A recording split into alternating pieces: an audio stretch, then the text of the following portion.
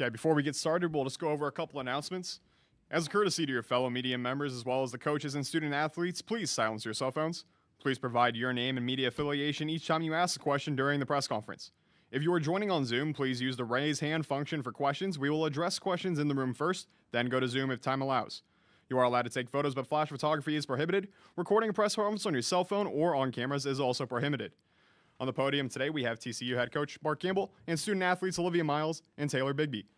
We'll begin the press conference with an opening statement from Coach about today's game, then we'll open the floor to questions for the student athletes. Please remain from asking Coach any questions until all student athletes' questions have been asked. Coach, floor is yours. Well, that was awesome. We haven't played in 12 days since the Big 12 tournament, and I'll tell you what, this group has been as intentional as any team I've got to coach during this break. They have been locked in. We've had tremendous practices, and it showed. From the jump, I thought the energy, the enthusiasm, the spirit was at a elite level. I thought Liv really got us started and set the tone from the beginning. And then there were special performances up and down the roster. But I thought our defensive effort, defending the three and making it hard for these guys to score, got out in transition, and we really were able to just really get in a rhythm.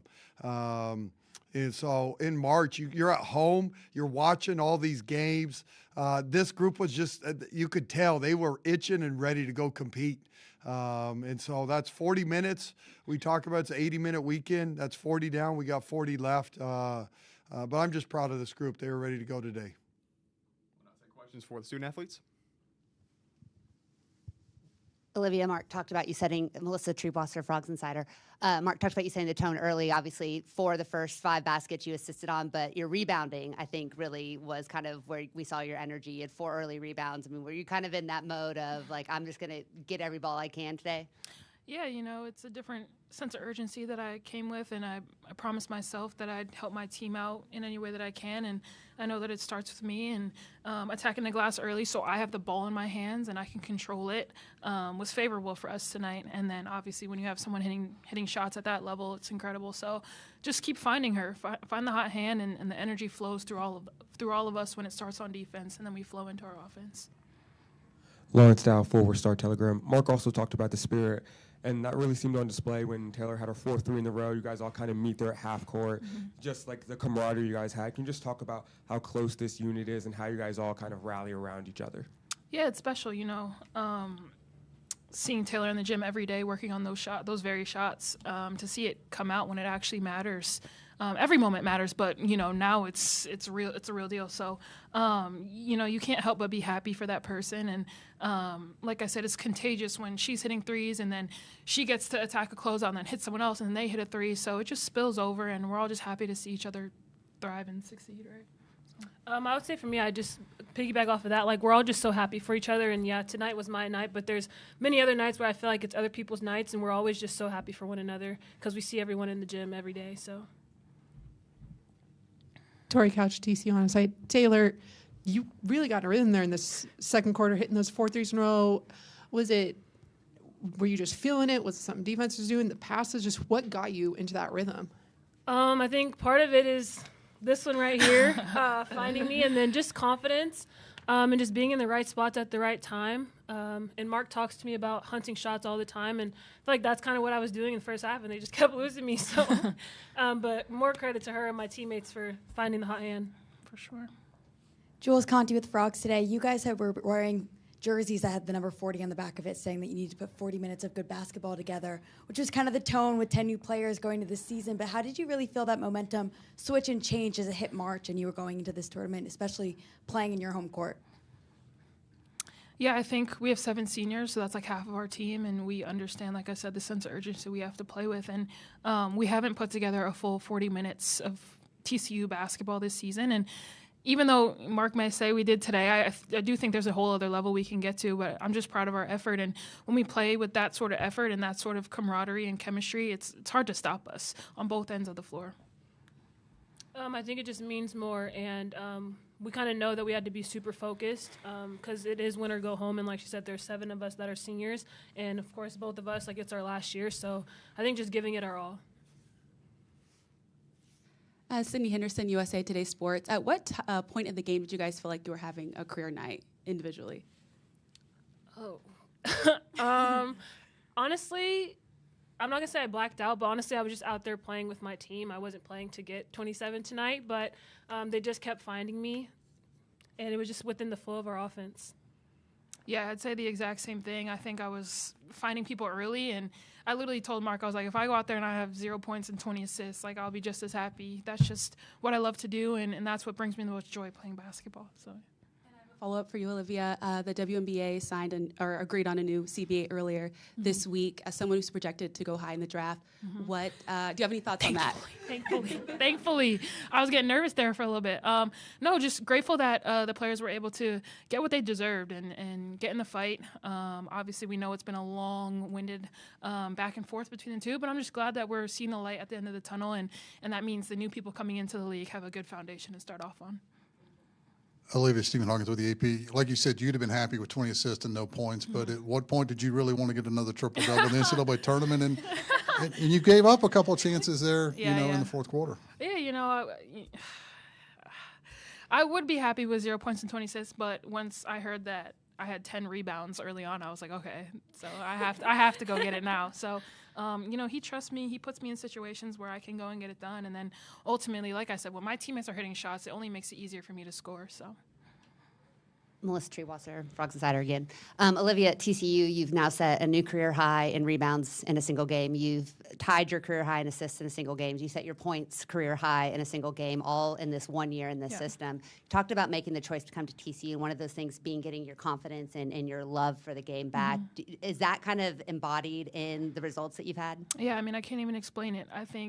I don't really care about the results. It's the process that it took to get here. And, a lot of people said it was a dumb decision, and a lot of people questioned what I did. And at the end of the day, I just needed me and my family and Mark and my teammates to really trust in me and buy in. Anything could have happened this year, and I made sure that I was on the right side of it. And I had just an incredible support system that allowed me to play free and find my joy back. And that's why you're seeing, these results. And at the end of the day, I really could care less.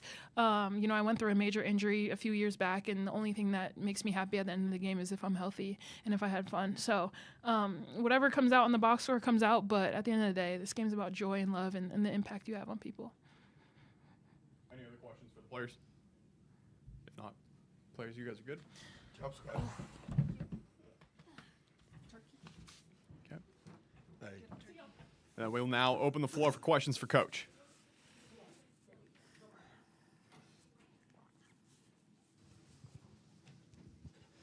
Coach Corey Zapata-Smith, TCU Magazine. Clara and Kennedy today, 6 combined blocks. Can you talk about their impact on containing the other team's top scorer today? Yeah, those two have become just an incredible two-headed monster, especially defensively. They're so long and athletic and mobile. They're hard to score over, and that's been the case all year. We've been one of the best defensive field goal percentage teams in college basketball, and it's really those two anchor all of it. And so Erin is a tremendous player, and she got our full attention on our scout. And she's a really good basketball player, but when you have 2 6'7" kids like that, it's really hard to score over them. So they did a tremendous job. And for their offensive system, it goes because most teams have to double her or do something in order to help, and then their shooters get free. Tonight we were able to play her straight up man-to-man, and then we could stay home on the perimeter. You guys are the tallest team in the country on average. Do you think that becomes even more of a differentiator in March? Oh, it's a huge part of our success this year. In March, you got to defend and rebound to win. Obviously, when you have nights like this where you shoot like this, then you really get cooking. But you won't shoot it like this all the time, and so we got to make sure we defend and rebound and hang our hat on that. And I think our size has had a huge impact on the glass and our defensive scheme. Lawrence Dow, Forward Star Telegram. You've talked a lot throughout the season about how much players like Taylor Bigby have to sacrifice. How exciting is it then for you to watch them have this sort of game where it's kind of their moment now? Yeah, I think you got to see it with the joy that the teammates had watching her success. Tay's one of the ultimate teammates. Everybody loves her, but Olivia mentioned it. She's in here and gets her shots up every day. It's been 2 years now. She's in the gym working on her craft, and so it's just neat when young people get rewarded for their hard work. It doesn't always happen, but her teammates have seen her grind, and she's amazing. Her and Donna are the backbone and the staples over the last 2 years. And so everybody loves when those two get an opportunity to shine. But this team is close. The locker room is a tight-knit group, and you could see it with the joy that they celebrated Taylor. I mean, her going 7 for 9. I think our team sprinted out to half court to meet her and celebrate with her during the timeout. So it's just really cool. Mark, Stephen Hawkins with the AP. I mean, you've seen some special performances by Olivia this year. How do you put this one in perspective right afterwards? You guys, this is probably the best. I mean, it's March. March Madness is the biggest stage in college basketball. These kids have nerves and excitement. You know, they spent in all day yesterday watching the different upsets that unfolded yesterday, and so they were ready to go. But to break our all-time single game assist record while having a triple-double during March Madness, holy cow. I think at halftime she was on pace for 20 assists, 20 rebounds. But again, it's the magnitude of the game, the stage, and just everything. Olivia, her ability, you saw it within the first 4 minutes of the game. The pep, the pop she played with. She was in attack mode. And when Olivia's like that, our team feeds off it, and we're at a whole different level. But me personally, I would say this is her best game as a Horned Frog. Coach Jules Conti, Frogs today. You had 12 days in between the end of Big 12 play to the start of March Madness, and now you only have a 1 day turnaround before you play again on Sunday. What kind of impact does that have on the team to make sure that they don't come out sluggish? Yeah, this 12-day break was great for us. We got to hit the reset button. We got our bodies fresh. We got to fine-tune everything. All week we've been preaching about 40 minutes, 40 minutes, 40 minutes. And this group is so talented, sometimes they lose focus. And tonight they didn't. And so now it's a quick turnaround. You got to survive that first game. And everybody gets all week to prepare a scout for that first game. But it's a level playing field. Everybody now gets 1 day. You get one shoot around, you get a film session, and you got to be the best version of yourself on Sunday. And so it's going to be a tremendous game. Excited to go watch it. Two great teams, two great coaches. But at the end of the day, it's about TCU. And our team knows that. And again, it helps to be old. It helps to have a lot of veterans. And you guys, they got big goals in March. And so I'm just excited we get another 40 minutes to compete together. Melissa Treewasser, Frogs Insider. You talked about the slow start you guys had in this game a year ago and some of the things that you did differently, including bringing in the scrimmage. But you started with so much pace and so much intensity. What did you notice about the team's final days of preparation that were you clued in that this is how you would start? Yeah, we've had as good a week of practice as we've had all season. And March does that to people, to teams. It's win or go home. And when you have 7 seniors, they understand this could potentially be your last game. And so this week of practice, it was just incredible. They were so locked in every day in the leadership. And you guys, the journey of a season, I talk about that. But when you have 10 new players, the West Virginia game was painful. But the growth, every time this team has stubbed their toe, the response back has been elite. The leadership's been elite. And so I expected nothing less. And so this game, this performance, after watching our team this week, it doesn't surprise me. They were ready to go.